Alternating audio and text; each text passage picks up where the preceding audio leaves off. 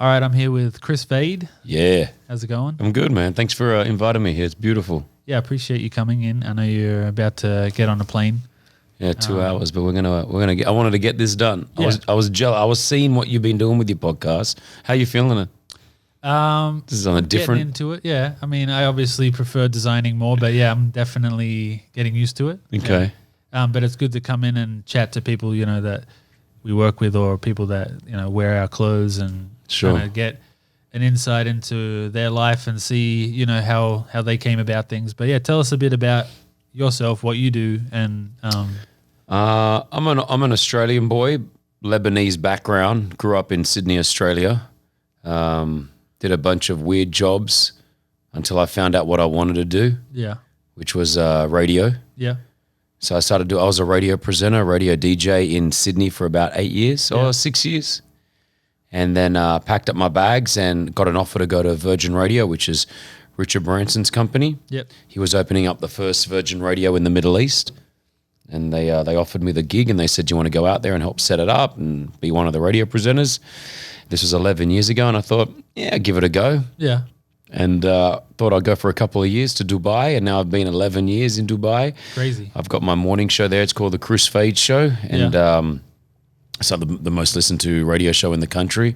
We syndicate across Australia as well. So I got my show that goes across all of the big cities in Sydney, and obviously Sydney, Melbourne, Adelaide, Perth. Yeah. I go out into Oman. I go into Lebanon, the show. So I do radio now, man, and just awesome, yeah. enjoy doing it, Yeah. So yeah, that's I know a little bit about your background, having spoken to you. Obviously, you were, you're from Sydney. Yep. From a similar area to where I'm from. Yeah. Well, not far. Not far at all. You support the same rugby league team. St. George Dragons, all the way. Yeah, for sure. Who you used to play for? I used to play like under 20s for them, and then That's amazing. Then that's when I quit and did fashion after that. But yeah, and my dad played for them. So yeah, because playing football, we call it rugby league, was obviously in your blood. yeah. Then how come you gave it up? Not gave it up, but how come you chose another passion? I kind of, at 20 years old, I was at a bit of a crossroads, and was like, I wanted to be a rugby league player, but then I was kind of like a bit over it to some degree, and then injuries and whatnot kind of dampened that, and then I was basically like, what do I really want to do with my life at 20 years old? Where do I want to go in the future, and what is my passion, and what are my purposes? So I worked out what that was at 20, and then when I kind of clicked, it was like fashion. It was just, for me, it was like an exciting new world that I knew really nothing about, but I was kind of interested in it, like clothing wise, for a long time. So then I went to school for a year, and then kind of just did odd jobs, and ended up over here and doing what I'm doing now. But it's crazy, like because so many people have, like, they want to be a fashion designer, or so many people want to be on the radio. Yeah. And they try, but they don't. I don't know. They don't get it, or it doesn't work. But for you, it's clicked, and I mean, obviously, right now it's booming as well. You're everywhere. Yeah. It's obviously doing really, really well. Yeah, I don't know.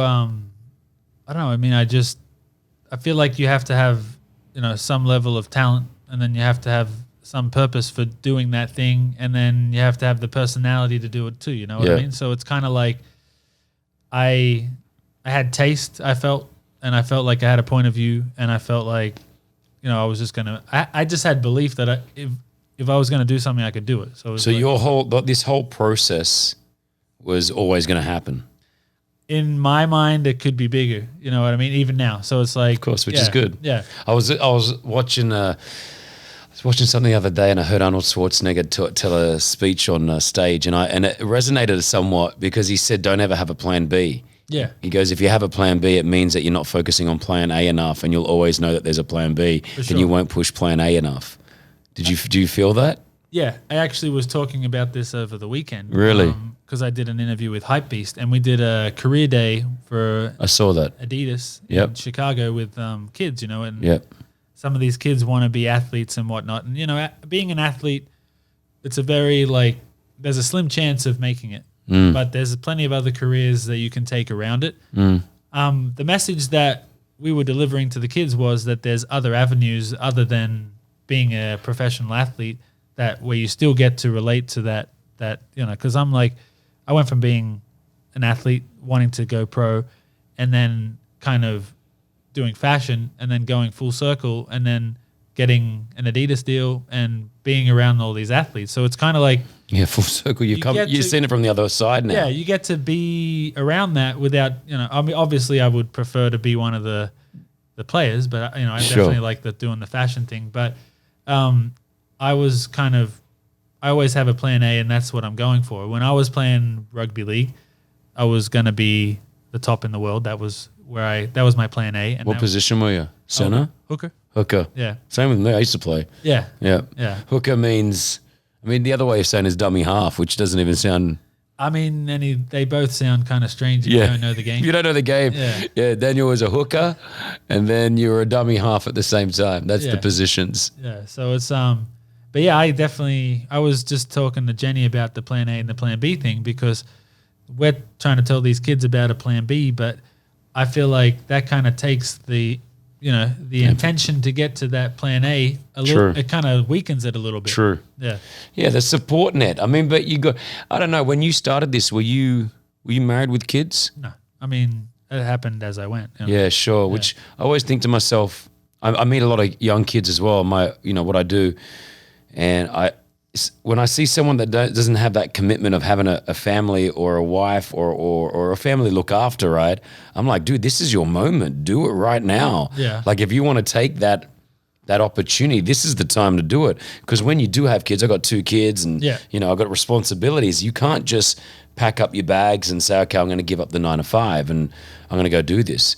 So I always tell people about the side hustle thing where it's sort of like if you are doing a boring 9 to 5 job right now, but you want to be a fashion designer or you want to be whatever it is, do it on the side until it kicks off.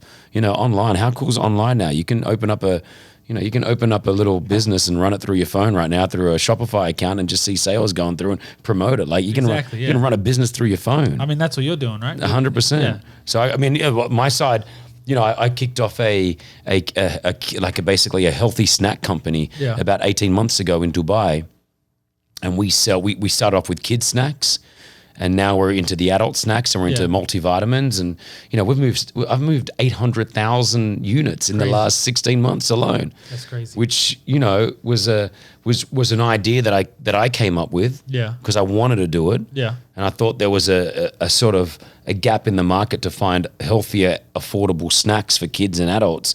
I felt like healthy snacks, especially where we were from, it's sort of like you got to pay a lot, right? Yeah. So I wanted to bring down that price point so everyone could enjoy it, no matter what your salary was.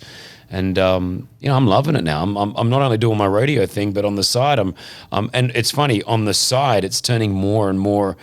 It's taking over. It's taking over. You know what I mean? Yeah. I mean, starting up a business, people think it's easy to, I'm going to start up a business. At first it does sound like, I'm going to hit 500 million like that. Yeah. It's like, and then. It's so hard, huh? Yeah. Like you're still going towards that, but it's like, I feel like if you have the big goal, that's the good way to start. But then it's like, if you don't hit it straight away, you kind of have to keep going because it's not, it may be harder than what you thought it was going to be. Did you ever get scared doing what you're doing with, creating the line? Did you ever get scared of failure? Because, I even know with what I do sometimes, not so much the radio. The radio, I've been doing it for 16 years now and I've cemented a brand and I feel confident with what I do on the radio. But the whole snacking side of stuff, I feel like I'm sort of going in there blindfolded. I surround myself with really good people though, who know what I'm doing. But in the back of my head, I know there's a little bit of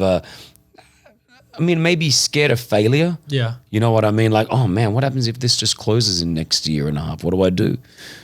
I don't know if I've been scared. I've definitely had my ups and downs in business and in life, and you definitely push forward. But I don't know if I've been scared of failure because I've always had a belief and a love for what I do. So it's kind of like any obstacle that comes up, I've been able to beat that obstacle, and every time you do that, that kind of strengthens you to kind of believe more in yourself and believe that, okay, if we can beat those obstacles that we overcome, there's nothing that's going to kind of stop me from from continuing, except for myself. That's the only person that I have to compete with is yourself. What's the one, Daniel Patrick? What was the one that kicked it off? Is there one thing that you look back at and be like, that's my Big Mac? I mean, you mean in terms of like clothing items? Yeah, like just one thing that really took it from, hey, I'm doing this to, wow, everyone knows who I am now. This is what it's all about. Probably our gym shorts. Okay. We had Justin Bieber wear those. How does Bieber wear your shorts? Is that something that presented to him or he found them or what? I think it's through the stylist or through our PR company or something. I don't know. Cool. Yeah, but even when that happens, there's not a guarantee that the person will wear it. So He liked them. yeah, obviously he liked them and he wore them like multiple times, and that kicked things off in China. Then they started making fakes in China of those shorts. Damn, one of my good friends is Hooda Beauty. I don't know if you know, do you know Hooda Beauty? I'm not, yeah, no. Hooda Beauty is one of the largest makeup companies in the world right now. Yeah. Right? Valued at close to $1 billion. Crazy. She started this in Dubai where she was a blogger. Yeah. So she was a blogger, and this is before Instagram, Facebook, all that, right? So she started a blog, and then the next thing you know, she started releasing lashes. Yeah. Now she has a whole range out, right? Yeah. And now when you go to we're here in LA, what's the streets where they sell there's like the little laneways where there's all the seconds and fakes and all that. Yeah, it's down here. It's like somewhere around Santee here. Alley or something like that. Yeah, so I went there. My fiance said, you just got to go and see it for the experience. So we walked down there, whole line of just Hooda Beauty fakes, and I called her up. I'm like, yo, what's up? And she's like, hey, there's nothing we can do about it. We try, we get it out there, they report it, but there's nothing that you can do. So when you get fakes coming out, it's sort of a compliment at the same time. It is a compliment because people go over to China, and the guy who was making our hats was like, I was just over in China, and I was like, I see Givenchy and Louis Vuitton and these big name brands, and then Daniel Patrick, and they're like, I didn't know Daniel Patrick was that big, and I'm like, that's kind of a compliment to sit next to those brands, even as a fake. Yeah, no, I agree. I agree, man. So it does promote your product. Obviously, I don't want it to occur. Of course. But have you seen them? Have you felt them? I felt them. They don't feel like horrible. They're not. Because your shorts, I've got a pair of your shorts, man. The quality is, they're like heavy. Yeah, they last. They're not like they're not like regular sort of basketball shorts or just gym shorts. There's something about them that there's weight to it. Yeah. So when you feel the fake ones, it doesn't have that. You know what I mean? So it's like, that the quality is there. And I mean, I've even gone on about that for sustainability factors too. It's like, our product like lasts a long time. Yeah. That's kind of like. So would you say that when a celebrity of the caliber of Bieber or something like that, when he wears something, it can change the model of a company? Yeah, the right person definitely does. And Bieber was the right guy at the right time. Yeah. That kind of kicked that off for us, and the Chinese market really took off from that. So yeah, appreciate his support on that. Does he know? Have you ever met him? I've never met him, no. I met him a few times. Yeah. He's a good guy. Yeah, I mean, I like his music, and got a new album just dropped now. He was I was at a hotel here actually about a year ago, and we were just hanging out, and he was there. Yeah. And we had a mutual friend, and I had my kids with me. Yeah. And they're 10 and 8. So they would have been huge Bieber fans. And I said to the girls, I'm like, yo, there's Justin Bieber over there. Yeah. And they're looking at him, they're like, no, it's not Justin. I'm like, we're at a pool, so he's just sort of in shorts. Yeah. I'm like, that's Bieber. And then we organized for Bieber to come over to the kids, right? And then I said to the girls, I got this on video, it's so cute. I go, I think I saw it. yeah. Actually, on and then Instagram. they're eating chicken nuggets and chips, right? Yeah. And I go, Justin Bieber's going to come up and say hello to you girls right now. And they're just like, and he comes around, and he was so cool. This is what I loved about him was, it's his own time, right? And, and one of my daughter's names, we call her Kiki. So then he started doing the, hey, Kiki, do you love me? And he started dancing for her. And the funny thing is the video went viral because the girls are really into him. Yeah. But they're just sitting there eating their chicken nuggets and not really saying much. Probably just, they were just mesmerized. Yeah, they were somewhat. They were somewhat like, wow, that's really Justin Bieber. Yeah. And he was cool. Then he walked off. And everyone just kept saying, when you're into your chicken nuggets and chips more than you are with Justin Bieber. But afterwards, they were like, oh my gosh, that was Bieber. That was Bieber. Yeah. So it's cute. No, it's good. It's good when I like hearing stories of like celebs being cool. Yeah, for sure. I mean, for the most part, they're people, you know what I mean? Yeah. And you kind of think about them like, oh, they're not gonna talk to you or anything like that. So when you do meet them and they're nice. I mean, I've seen you've become good friends with Will Smith. Yeah, I mean, we're not good friends, but I've seen you like he helped me propose to my girl. That, so yeah, I had interviewed him many times, right? And so I was proposing to my girl, and I was in Jordan, and the opportunity came up, and I reached out to him and his team. I was like, "You want to help me out?" Yeah. He's like 100%, and he said, "I want to have a say in how I do it. Do you mind can I help you do the proposal?" I was like, "You're Will Smith. You can do whatever you want." And he helped me propose to my girl, and it was amazing. Again, he posted it. It went viral, and then it was funny. I just saw him about a month ago in Paris. I was interviewing him and Martin Lawrence for Bad Boys. Yeah. And like, he just saw me, he's like, hey, are we still good? Are we still good? I'm like, yeah, we're still good. We're still getting married. We're still all right. But like, yeah, I found that I get to interview a lot of celebrities in my career and what I do. The bigger they are, the better they are. It's like J-Lo. I interviewed J-Lo. I caught up with J-Lo in Turkey about 3 years ago. Like, just the most amazing woman, like so warm. It was like I had known her. And, you know, the J-Los, the Will Smiths, like they're the ones that come in with just class, and you can see why they're successful. You can see like they've been through it all. But then I'll get like the C graders come in, the C grade celebs with their entourage of like 25 people, demands this, that. I'm like, yeah, it's crazy, right? Dude, like, they don't realize that these big timers are rocking in just usually on their own or with one other person. Yeah. You know, I was with The Rock and Kevin Hart recently, interviewed them in London. It was literally just, you know, them. They were just there, and they were cool. It was like, I can't imagine The Rock would need like security. Like he did have probably security for Kevin Hart. Yeah, but they had one security guard, but it was funny. The Rock is massive, man. Jacked. He's just, you think he's big, and then he's tall. Yeah, he's I think 6'3" or 6'4". Oh, okay, yeah. But it's just he's it's his size, man. And when he's next to Kevin Hart, like it triples his size, because Kevin's he's really short. He's short, right? Yeah. So, you know, it's sort of like definitely exaggerates it when you have such a big guy 100%. But just both of those guys, just class acts, like. Yeah.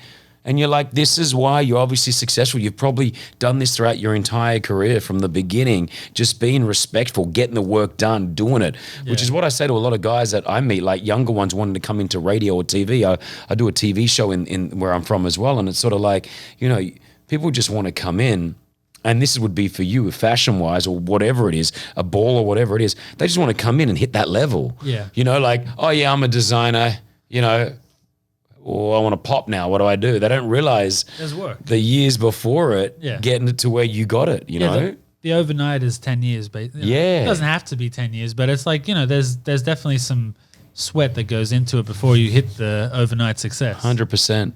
All right, so you're not on TikTok. No, I'm not. Why? I don't know. I haven't really figured that one out, and I love Instagram, and you know, okay, that's the one I stick to. But after this, we got to do a TikTok. You're going to start a TikTok account? I have a TikTok account. I just don't use it. Okay, we're going to get you using it. I signed up on it, and then we're going to get you using it because, do you know Gary V? Yeah. Okay, so I know him somewhat, and I asked him some advice on my company, and he always tells me whenever I need advice, I can hit him up, which I love, because he's got if you don't follow Gary V, follow him. Yeah. And I said to him, from a social media point of view, what's one thing that I should be doing for the company? Give us some ideas. He's like, are you on TikTok? I said, no. He's like, all right, I want you to get on TikTok, and I want you to post 3 videos every single day. I'm like, but what of? And I was like you, I didn't understand the concept of it totally, right? And he's like, just do it.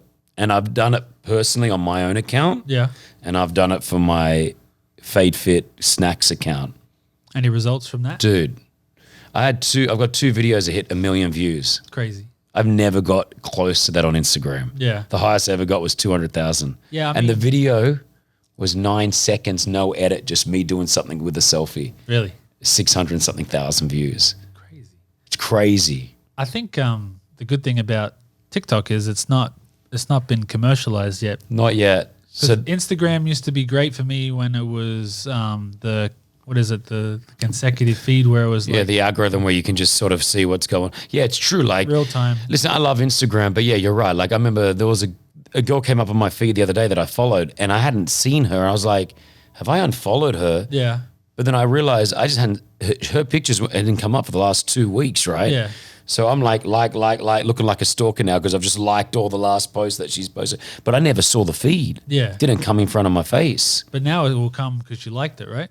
I don't know. Is that how it works? I think so, yeah. I know it's But get on TikTok because it's fun. Once you understand it, they just valued it, I think 76 bill or something, some crazy amount. It was just, and they're supposedly spending $3 to $4 million US, like it's monthly just to advertise TikTok. crazy. So I saw this chart the other day of the growth of Facebook, the growth of Instagram. TikTok is like triple it already from in their growth area. So get on it. If anyone's got a business or a company or you're trying to push it, you know, again, it's something that Gary said to me, which was so smart, which was like, people complain about TikTok and Instagram and the algorithm. Is like, he's like, dude, it's free. Yeah. It's free marketing, man. Yeah. Like, what are we complaining about? We're not buying advertising space on a newspaper and then complaining that the newspaper's not being distributed.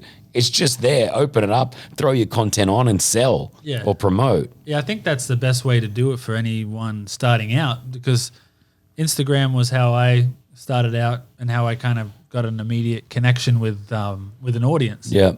And I didn't have a lot of money to begin with, and I wasted money on, you know, trying to put an ad in a magazine or something like that, and that just lasts for like such a small amount of time, whereas like you can do all the free things and promote the hell out of whatever you're doing, and that's what you should be doing to start with. You got a lot of athletes wearing your stuff, man. Is it word of mouth now? It's word of mouth, and you know, we were in some stores and the athletes kind of gravitated towards it because it fits them really well because they have bigger frames, and our stuff kind of works really well for that. So then, you know, footballers and NBA players just kind of gravitated towards it, and they like the aesthetic of it as well. So cool, man. Yeah. So, I mean, that was cool for me because like I was doing sport. I grew up in Australia, idolizing the NBA and, you know, wanting to be in America as a result of that.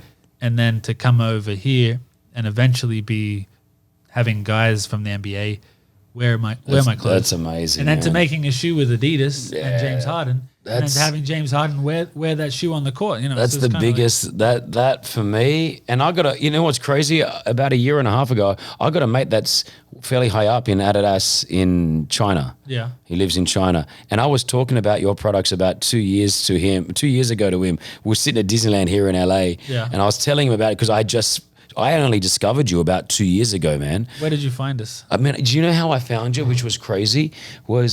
I was in a store in Chinatown in Sydney. Really? And it was like a legit store. It wasn't a fake store or anything like that. And he had all the big brands, right? Yeah. And I was with my brother and I said, I like this cut. It was the shorts or something. I forget what it was, but I liked it. And he goes, oh yeah, that boy's Aussie. He's Aussie. I think he's from the Shire. That's what he said. And he goes, yeah, he's mates with another mate of mine. I forget who he was. Yeah. You must be mates with someone that my brother knows, right? And then that was the first connection of Daniel Patrick. Yeah. And then where was I? I was here in LA and I just went to your shop. You weren't even there. Yeah. And I just went and bought some stuff because I just wanted to see it because I'd seen it on Instagram and I remembered it being in Sydney. Yeah. And then, I didn't realize you were Australian until I think we connected on Instagram once, and then I maybe just did a Google to see what's up. Yeah. And that's my first connection with it. And now I've got about probably 8 or 9 pieces of yours, which I love, including the shoes. When I was in Dubai, they started selling it at American Rag, which was a huge outlet there. A really cool top sort of end place it's American Rag's here as well, obviously. Yeah, it's a little different though, right? It is different, I think, they're in Dubai, in the UAE, in the Middle East, American Rag's a little bit more sort of middle to higher, and it's pretty exclusive stuff as well. And I saw this, what's the tracksuit that I've got, the full, it's the orange one. The black with the coral. Yeah, love that, man. I saw that straight out. I was like, yo, I want that. I wore it to a festival that I was hosting, and that's where I was sitting with Macklemore.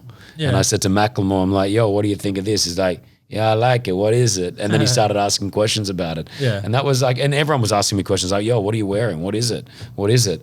And that's a lot of feedback we get too. And I know people wear our clothes and they're like, oh, I get so many compliments on this hoodie. I get so many compliments on this or that. 100%. That's a, look, yeah.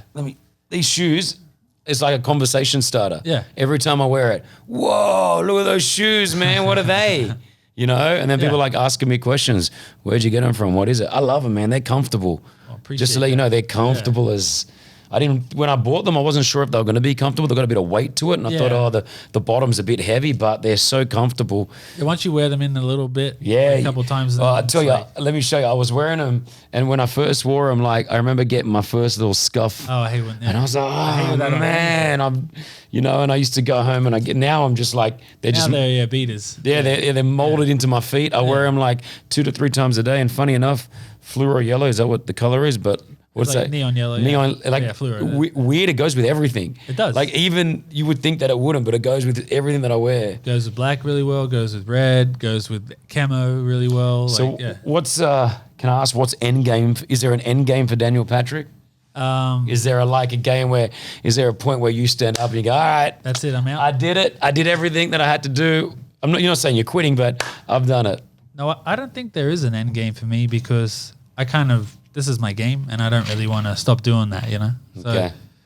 I I always use the reference of Ralph Lauren. You know, the guy's like 80 years old, maybe not that old, but he's still going, still doing what he loves and creating. And there's always more you can do to improve, and there's always, there's more you can grow. So as a company, as a person, I always want to improve and grow, and that's like there's an opportunity to do that, and especially in fashion and whatever you want to do. So can you do shades? I mean, I'd like to do everything. I'd like to be a lifestyle, homewares, that would be eventually what where I would want to go with things. So yeah, sunglasses, accessories. It's kind of like you got to build it, step slowly, by step, brick by brick. And then eventually you get to that point, but definitely footwear is an area I want to expand in, and having dropped the Adidas stuff, I kind of want to expand on my own shoes. That's crazy, as well. Man. Yeah. So, you say Adidas now. I mean, here I say Adidas. I say Adidas in Australia. Yeah. I know the. What do they say here?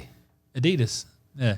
I know I was speaking to a German guy yesterday, and he's like, it's Adidas, and I'm like, yeah, I know about here it's Adidas. Yeah. Because I know the history behind Adidas. It's like Adolf Dassler is Adi Dassler, and that's, so it is Adidas. Yeah, Adidas. Yeah. Yeah, you can't. If you went back home and said Adidas now. Yeah, you look like a fool. But then in Australia, they say Nike. Yeah. Nike. And it's Nike. I get caught sometimes. That's the craziest thing. I work with a lot of Americans as well now, and my fiance is American. I'll say stuff as Australians where they'll just be like, what did you just say? Yeah. I'm arguing with them right now about the whole metric system. Like, I'm following the navigation here. It's like, in a quarter mile. I'm like, what is a quarter mile? Yeah. Like, give me meters and 200 meters or the next right. I mean, the metric system is way better in my opinion because it's like 100. It's like by hundreds or tens. It's like it's like a whole thing. It's like you got gallons. It's like 1.76 like liters for a gallon or something like that. So right? When you fill up gas here, and I just say gas, we say petrol. Yeah. But do you know the gallons now? Because that, like, even when I'm like a liter of milk, I just want to know that that's a liter. I know this is 1.5 liters. That's 1.5. But what does it say on it? It says 1.5 liters. Okay, it does say 9 ounces or something like. Well, it has 2.1. I don't know. Supposedly they tried it. So someone was telling me here in the States about 20 years ago they tried to implement the normal, and everyone just went, yeah, nah, thanks. Yeah. But they tried it. Yeah, I mean, I'm good with. I'm kind of used to that system now. Okay. So I can kind of go both. So with sizes on clothing, for example, obviously there's European sizes, UK sizes, American sizes. Does it just generally it's all the same? Like you just got to make our size, and that's whatever it is for the world. Like that's our company has like our size small, our size medium. Yeah, what's with is because there's no universe when it comes to clothing. What I've realized, depending on where you shop, like a small can be a large in another company, or vice versa. There's no like when you're designing something, are you designing it for a certain human being? Are you designing it for a bigger person or like a taller? an athlete? An athlete. Yeah, like for myself and for an athlete. Not to claim that I'm an athlete, but I do. Like my dad was an athlete, and I was an athlete at some point, and so my frame is a little bit more broader. So it's kind of like I was making clothes for that, and that's just become our fit, you know. And a lot of the stuff I do is some oversized stuff. So Oversized is cool though. Like now I'm feeling, when I put your jersey on, for example, just sits really well, comfortable, not too, what I find, I'm a fairly like broad as well, but I got like some nice stomach fat going on as you get that daddy fat, right? But I feel like with your jerseys, they're not hugging. Yeah. You know what I mean? They just sit, they give me like sort of like a rectangle feel rather than like this squashed in feel. You know? That was like, I wasn't aiming for that, but I was like basing it off like an older version of an NBA jersey. Because, you know, they used to wear a lot more baggy, and it was even all sports, they used to wear, you know, you look at soccer players from early 2000s, their jerseys are baggy. You look at rugby league players from the 90s, their jerseys are baggy, and now they're all these skin tight like looking things. And you know, it's weird, huh? Yeah, it doesn't look the same aesthetically for me. But I think they do it. Don't they do it for performance? Because when you're playing rugby league or when you're playing football, you can grab onto the jersey. If you get away, they can hold on. Now with this one, you can't actually hold on to it. Yeah, because I had one of the Dragons players. He sent me over a jersey, and it was one of his game jerseys. You know, Gareth Widdop. Of course. So he sent me one of his jerseys, and this thing, like, he's like 6 foot, you know, like big guy, you know, like 95, 93 kilos. Like, like he's a 5'8", but he's big. Yeah. This jersey is not wearable. Like for me, I'm not going to wear it. Like I like to have it, but but like, you can't put it on. It's going to show everything. They put it, like they get it real tight. Yeah, I know. And that's, like you said, I remember that was coming in when I was playing, they were starting to bring in the tighter jerseys, you know, around like 2005, 2006. That was when, and even at the back end of my school, they were starting to bring in the tighter jerseys as that. This is like the way forward, so you can't grab your jerseys. Wow, interesting. Yeah, sports changing. What else? Is there any? Can I ask how you had this? How did the Adidas thing come about? Like, how does that? That's what a collab that would have been when you got the news. Was it via an email? Is it in a meeting? We had a meeting during we had a meeting during All-Star Weekend 2 years ago when it was in LA. We had a meeting here on a Sunday, I think it was. So we had someone taking care of my son, and then I didn't have my daughter at the time, but so we had that meeting, and you know, it was kind of like we're talking about moving forward, and so then we just went from there and kept the conversation, and then started working on product, and so it took 2 years from the making meeting of it to, you know, conception to like bringing it out. Do you get excited? I feel like you're a very neutral type of guy.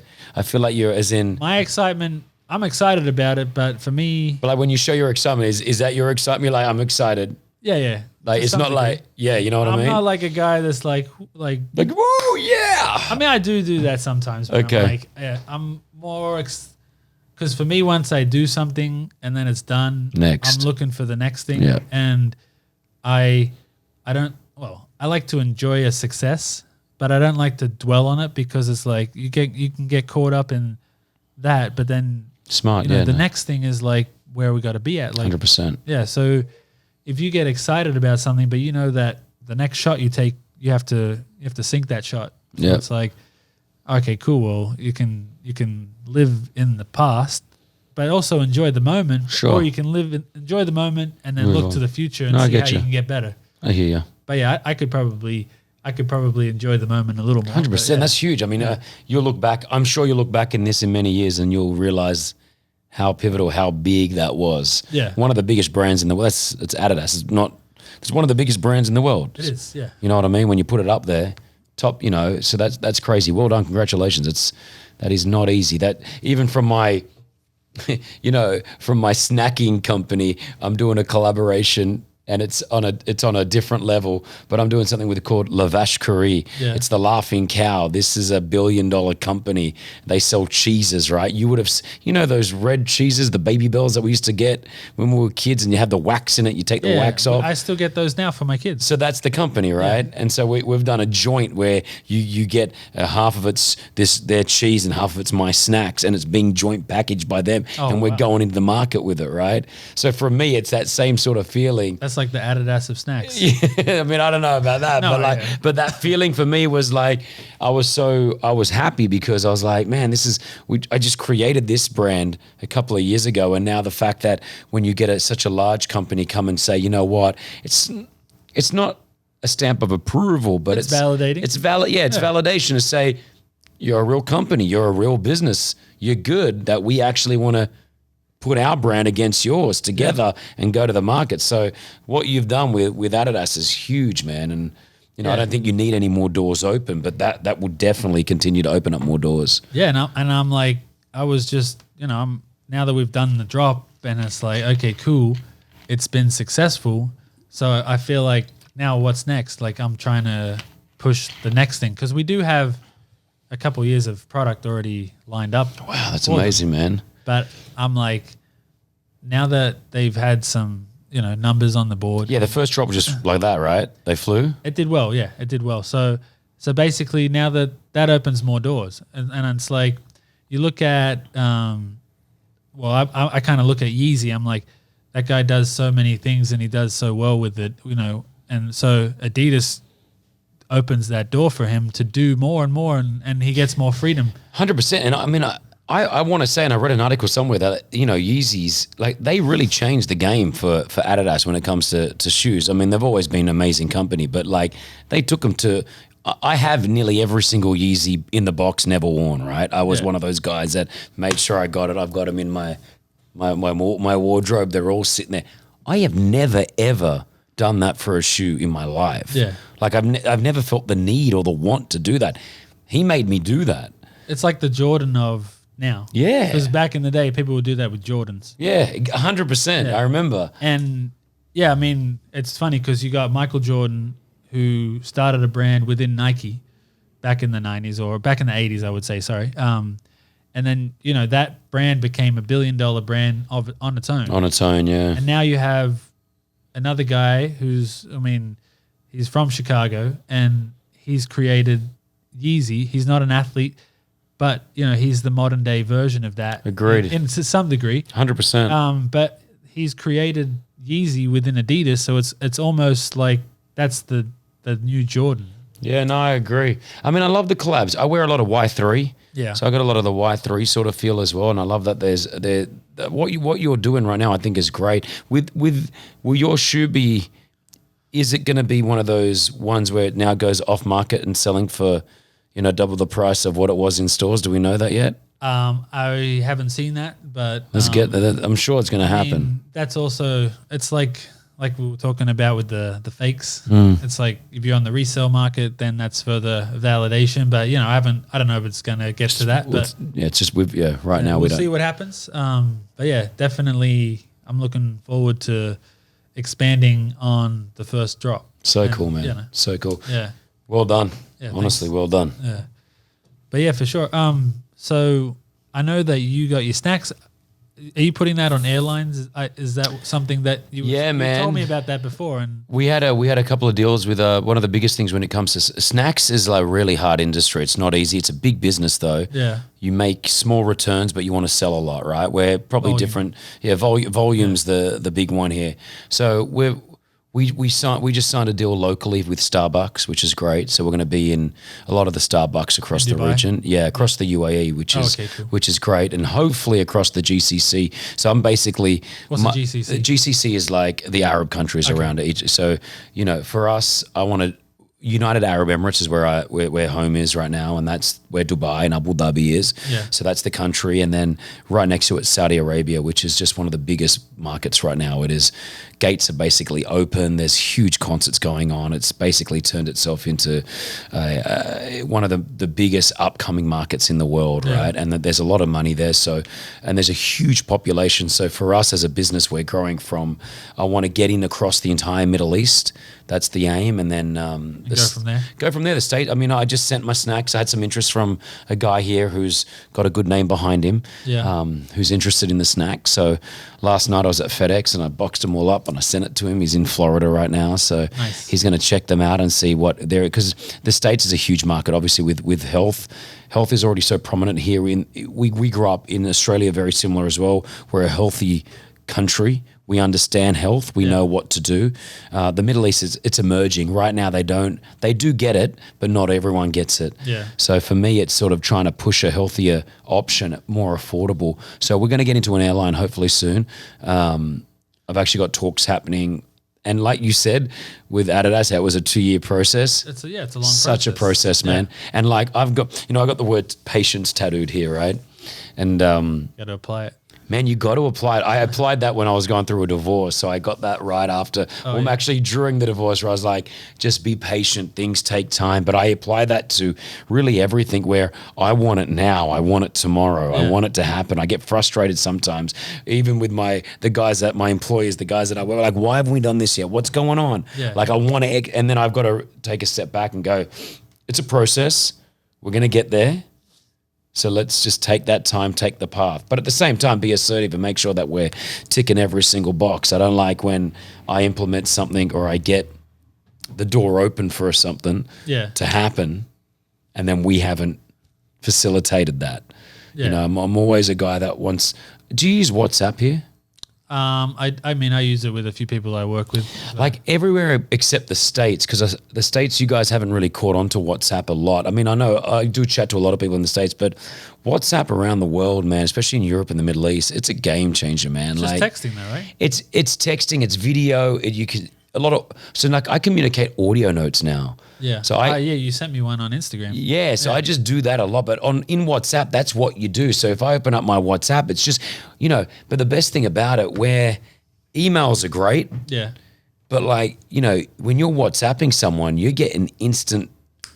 That's why I like texting people. It's similar. You just get the instant. Like, email, it's like, you got to read it. And then you got to find the time to sit down and respond to it. 100%. It's like, I'm going to ask the questions I got question by question. That's right. Get the answer. And then if you have to formulate it and formalize it in an email later on, you can do that. Man, I don't own a laptop. Yeah. But this is all I have. Laptop? My phone is everything. I've got an assistant that obviously gets on the laptop and has to do certain things for me. But I just love technology right now and where we're at. Like we could not, well, I know I couldn't do what I was doing the way that I was doing my radio show here from LA. Yeah. I've got a box the size of this phone that I just plug into Wi-Fi. I'm now broadcasting live across the entire country, live on radio. So you do that from here? I do that from here, yeah. From anywhere. I just need a power. I just need a plug in. So your show's been going on while you've been here? Yeah. Oh, wow. Yeah, every morning at 6 o'clock at night is 6 o'clock in the morning in Dubai. That's good. So I just plug in. I'm in my hotel. I'm in my Airbnb or hotel or whatever. Actually, I host the Oscars red carpet. That was the reason. I've seen you on that. That's why I remember I wanted to bring that up because that looks like an awesome experience. Oscars red carpet is like crazy, man. It's never ever will you experience anything like it. Like I've done it 4 years in a row now. Yeah. And I do it for the network out there, OSN, and it's crazy, man. You're on the red carpet. Your job is to get the attention of the celebrity, to get that interview. There's about 100 media outlets on that wall that have been accredited, and you've got the E! News, BBC, and you got all the big guys, and then you got all the the European ones, the Brazilian ones, the Spanish, whatever. And we do a pretty good job. I got a loud voice, a loud Aussie voice. You have to be assertive. You got to be assertive, man. Otherwise, you're just going to get left. They will not come for you. So, but it's crazy because you'll be like. I still remember this one. I think it was last year. It was like Matt Damon. I think it was Matt Damon, Gwyneth Paltrow, and Salma Hayek. Yeah. And I had to choose. You got to get one of them because then they just go. They just go, and if you choose one, you're going to miss the other two. Yeah. So I'm like, who do I go? What do I do? So which one did you go for? Well, Matt Damon couldn't get to me. He looked at me and he goes, "Man, I can't." Like it was cool enough to give me that acknowledgement because he had to go do Jimmy Kimmel. Oh yeah. And so I took Salma Hayek. She was right there. She was beautiful. I'm a fan of Salma Hayek. And I'm Lebanese, and I knew that she had some Lebanese somewhat in her. And I asked her that, are you Middle Eastern? She's like, 100%. We had a great interview. She was really cool. But that's the funniest thing where you see these celebs sort of walking up and you're like, it blows your mind. Like I had Brad Pitt Brad Pitt and I are touching elbows. He's talking a variety right next to me. And I'm sitting here talking to James Corden, you know what I mean? Yeah. And I'm like, nowhere in the world does this ever happen really, you know? And it's dog eat dog. It's like network against network. Yeah. Like you're in an area the size of this. Yeah. And you have to stay there for 5 hours. You're not allowed to move. And how do you pee? You are allowed, but if you go pee, you could miss out on something. You're gonna lose your spot. So you don't. I don't drink a lot of water on that day. Yeah. But I remember like last year I was up, we were right next to Mario Lopez. You know Mario Lopez? Yeah. I love Mario Lopez. Saved by the Bell. I grew up watching it. Yeah. And so him and I on the like what was his name? Like Casey Slater? Yeah, Slater. Slater. Yeah. Slater, right? Yeah. So him and I like we're sharing the same area. Yeah. And he's a pro, man. He's been doing it for years. And he's Mario Lopez. Yeah. So he's like, he's backing himself into me. To get the spot? He's just taken like maybe an inch more. But what it does, it opens up for the camera. So he's just got this whole spot. And I'm like, and my camera guys are like, yo, Kris, you're out of frame. Got to get in the frame. And I'm like, I don't want to push. It's Mario Lopez, man. It's Mario Lopez. And so eventually, after us sort of like, I wasn't pushing him out or anything. And he's a big boy, actually. Yeah. I said to him, Mr. Lopez, Mario, I love you, bro. I love you. But you're taking my shot. He's like, oh, man, I'm sorry. He knew what he was doing. Yeah, but he just played it off like it was an accident. Yeah, then he moved his spot and we had our area and it was cool. So, yeah, Oscars is, it's amazing, man. Every year I do it, it's like the first year, you know? Yeah. It's cool. I seen you duck down to In-N-Out too. So this trip, can I tell you, a lot of you who are watching or listening to this, you love it. Obviously, you know LA, but if you don't know LA, the food here is just like next level. When I come to LA, and I come about three times a year, I love eating just from the bad food to the good food. Yeah. Like it's just the whole range is there, right? Well, let's talk about that. I mean, let's talk about the bad food. And let's talk about the good food. So I got a bout of food poisoning before I came though. So it really inhibited, is that the word that I'm looking for?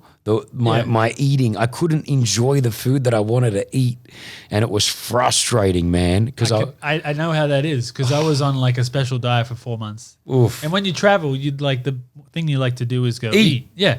That's what you I do. went to New York and I was on this special diet. Pizza? Nah. I was just allowed to have like, it was like a high protein, like no carbs type of thing. Yeah, I know it. So I would go and I'd get like I found one place that I would go to a few times because it was like, okay, I can get something that I could like. It was like, ended up eating at Jack's wife, Frida. I don't know if you've ever been to that place. It's in Soho.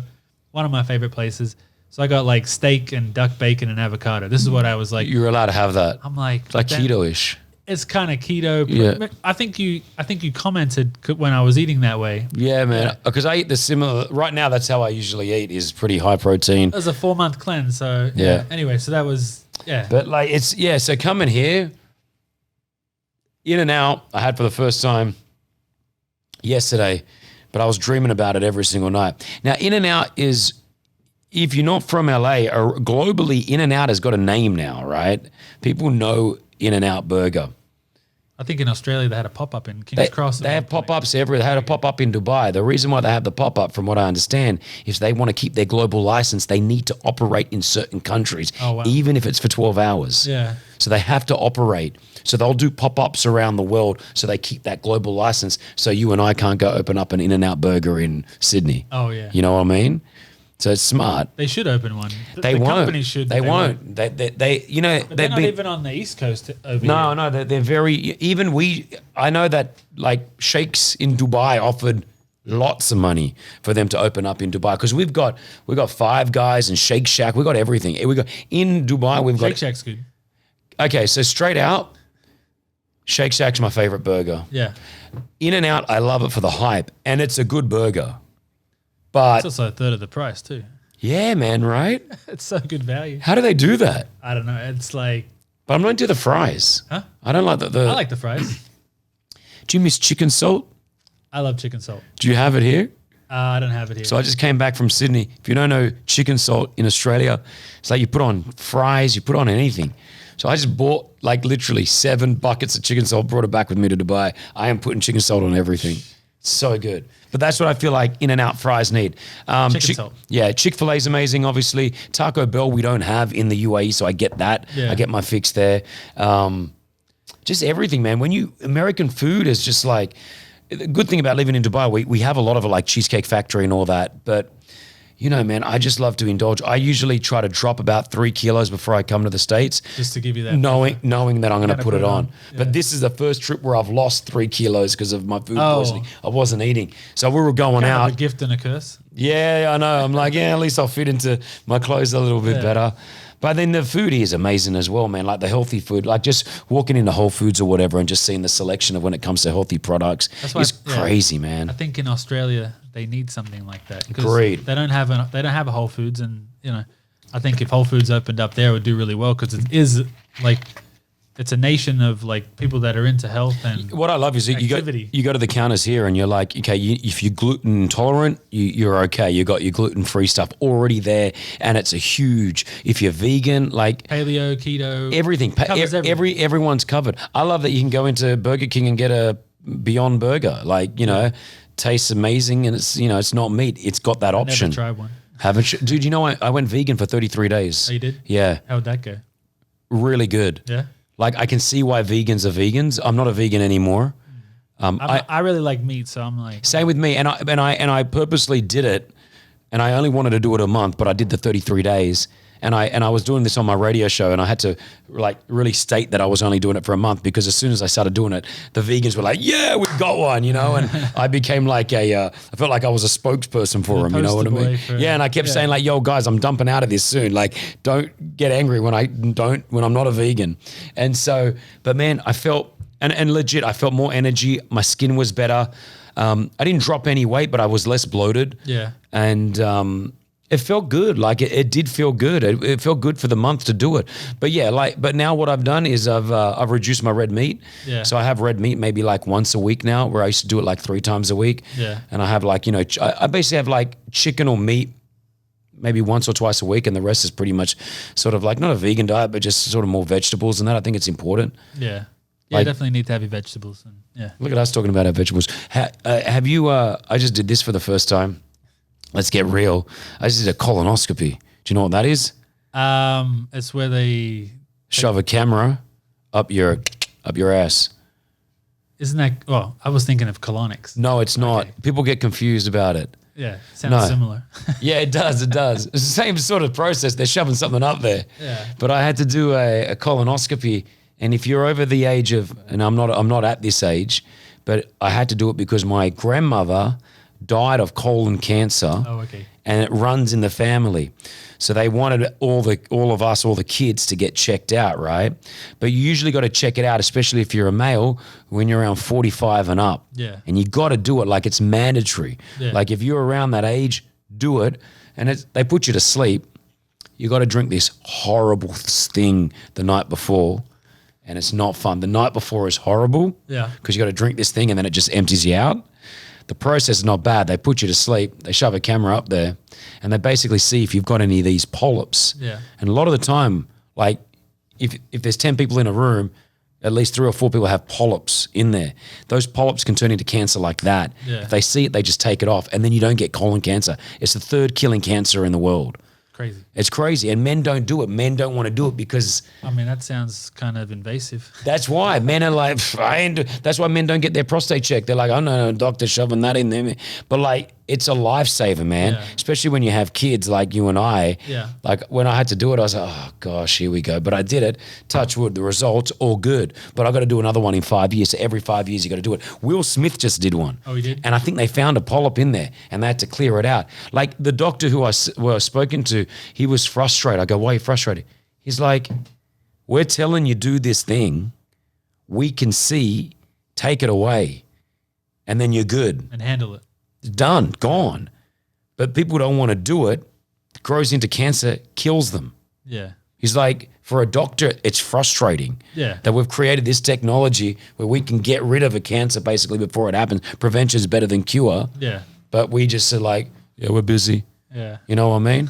Like the pink breast cancer awareness month is so popular. Everything goes pink, and we talk about it for women to get their breast checked, which is amazing and must be done. Yeah. But for the man side of thing, I feel like we don't push it as much, you know? Yeah, we need to have our own, pink ribbon. Yeah, a little bit, and they do November and all that, but I think we need to get it out. So on any platform where I say, boys, if you're over that age, Check go your get prostate. get a camera shoved check up your you. prostate, check your colon. 100%, check them both, man. You want to live forever. Yeah. We're going to finish on the arse talk, aren't we?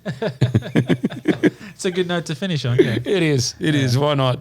I got to catch his flight as Yeah, well. you got to catch a flight, so we'll wrap it up there. But yeah, definitely it was good to chat. Likewise, man. Yes, I like Very to see cool. where things go when we do a podcast. I don't really plan these out, so Yeah, man. which I like. So yeah, It's very cool. Congratulations on everything. yeah. Keep doing what Same you're to doing. you, Thank you, sure. man. Yeah. All right. Cool. See ya.